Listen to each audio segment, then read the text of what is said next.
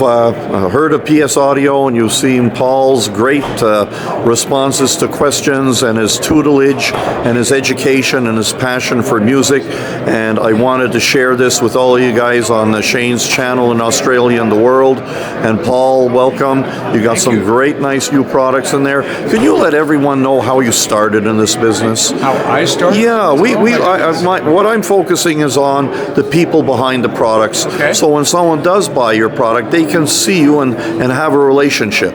Well, I want to give you what we would say is the Reader's Digest version. Okay, very good. Because with or without cartoons? Yeah, without cartoons.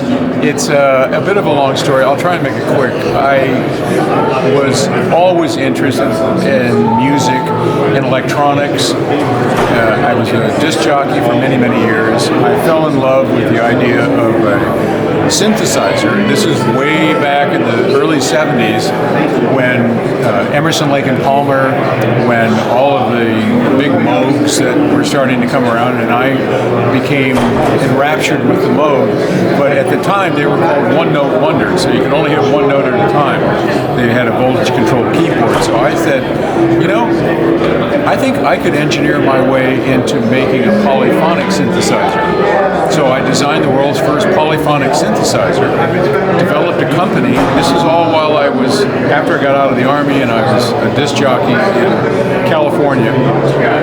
And I founded a little company called Infinitizer to manufacture this. The quick story is I sold one synthesizer to Walter Carlos, who switched on Bach, and then got ripped off by the person who was building them for me. He took all the money and ran off and bankrupted the company after one synthesizer. And during that time, as a disc jockey, the station I worked at was fairly broke and said, we need new phono preamplifiers, and you seem to be this engineering kind of guy, so can you design and make for us without charging us a lot of money if you want to keep your job as a disc jockey, a phono preamplifier. So I went out and I designed, stole most of it out of a book, and built these phono preamplifiers, put them into the studio. We passed the FCC, and I had wanted to see how this thing sounded, so I didn't have any test equipment. So I went to one of our local sponsors and said, hey, I want to hook it up. You got a fancy stereo system. I want to hook it up. And he said, you ain't hooking that thing up. It was in a Roy Tan cigar box with two 9-volt batteries. And he said, but I have a waterbed technician that installs waterbeds. His name's Stan Warren, and he'll put it on. So I went to Stan Warren's house. He put it on the stereo, fell in love with it. About 2 weeks later, he came to my house and put $500 down on the table and said, I want to buy half your company. And I said, what company? And he said, the one that we're going to make all these phono preamps. And he said, we're going to call it Paul and Stan Audio. So that was the beginning of PS Audio, and 51 years later, here I am talking to you. Well, you know, it's very interesting because if you saw the glimmer in Paul's eyes just right now, going back with that story, I saw something that we normally don't see in anyone. True passionate, true sharing, and it's interesting because I have that record. I'm a Moogite. I'm a nerd. And there was the Andre Perry Studios in Montreal, and I was at 12 years old. I asked my mom if I could go up.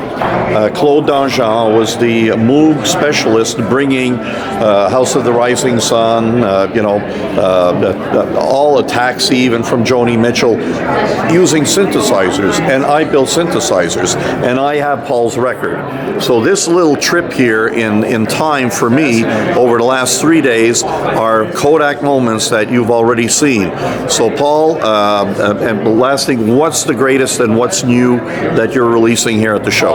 We've got 4 new products: a new DAC, a new preamp, a new transport, and a new phono stage. And they're all crazily enough, named after me. It's their PMG Signature Series. So after all these years, we've never named a product after me, so I guess it's my time. They're probably going to haul me out in a casket here in a week or so after all this, but there it is.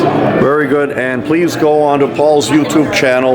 Lots of information on everything to do with audio. Octavia is your studio that you guys have put together. Oh, Octave. Yeah. Octave, yep. Wonderful studio. We should call it Octavia. Yeah. There you go. Yeah, well, I like ladies, so Octavia sounds better than Octave. Yeah, Octave Records. Yeah, that's right. It's wonderful.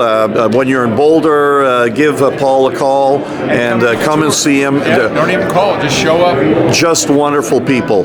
So thanks for allowing me to interview you. Thanks there, Paul. Yep. God bless. Bye-bye. Bye.